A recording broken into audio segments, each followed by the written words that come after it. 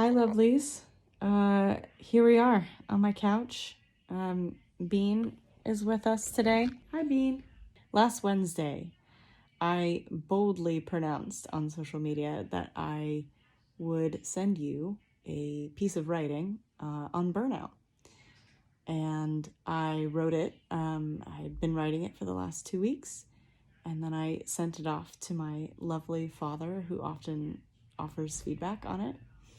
And he offered some great feedback, which I wanted to implement and sort of change the piece or rewrite it in some way. And I just didn't have time or space this weekend or capacity to do so. And so then I thought, okay, well, that's fine. What I'll do is I'll set up my lighting and my camera and all my fancy things, and I'll do a little video instead and say what I wanted to say. And I thought I'll do that after work today. And here I am after finishing my work day, and I am exhausted. And I'm not going to set up the lighting and the fancy camera. So it's just me and my phone and my cat here on the couch, because that's where I'm at. So I thought I'm just going to share. This was the insight. I have a little insight that I wanted to share. And I'm just going to do it right here from my couch. Are you ready? Okay. So, hi. We're switching angles for this. Here's what I wanted to say about burnout.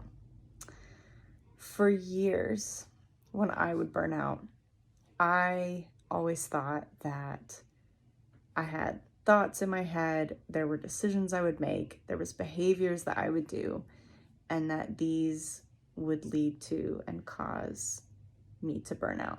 So for example, I would think, well, I have perfectionist tendencies and that contributes to my burnout.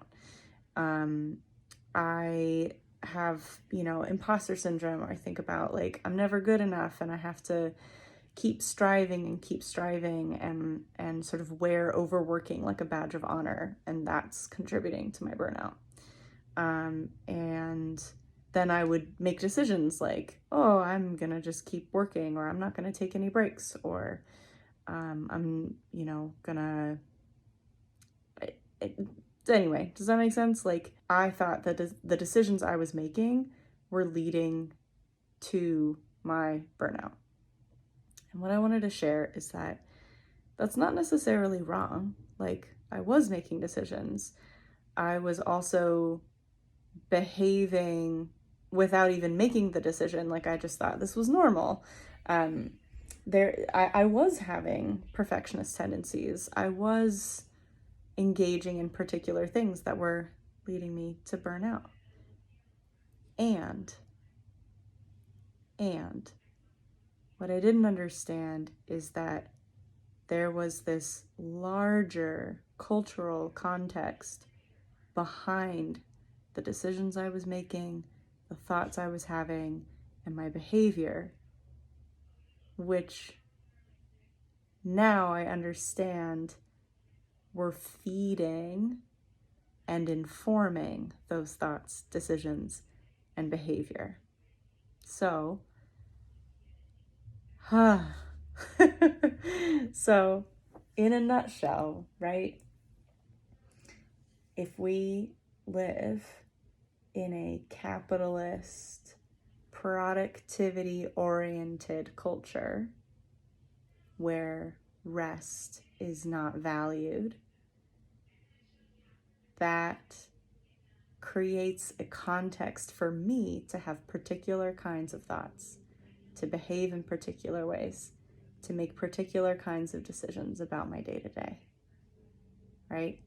If we live in a white supremacist, patriarchal culture, if we live amongst systems of supremacy, that creates a particular perspective, a particular context for how I think about work, for how I think about optimizing my body for productivity, for how I think about people pleasing and masking my emotions and not allowing myself to complete my stress cycle as a female gendered person, right? So yes, there were things that I was doing which were contributing to my own burnout.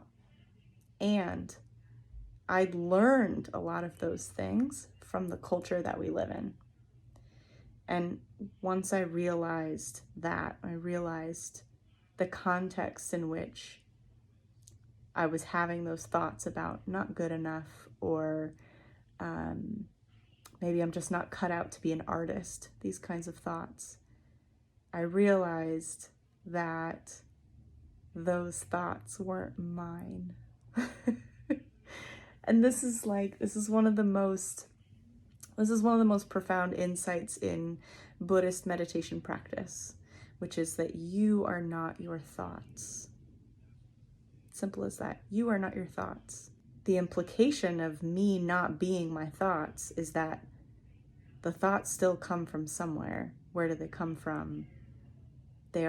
Some of them are culturally informed, culturally generated. And I wanted to share that with you, because when I had that insight, when I finally understood that, what it did is it gifted me agency to change the behaviors I was engaging in, to shift my thought patterns. It gave me more choice. Like this one, where instead of pushing myself against my own self-created deadline and trying to write a piece that wanted more space and more time to be created, instead I'm here on my couch,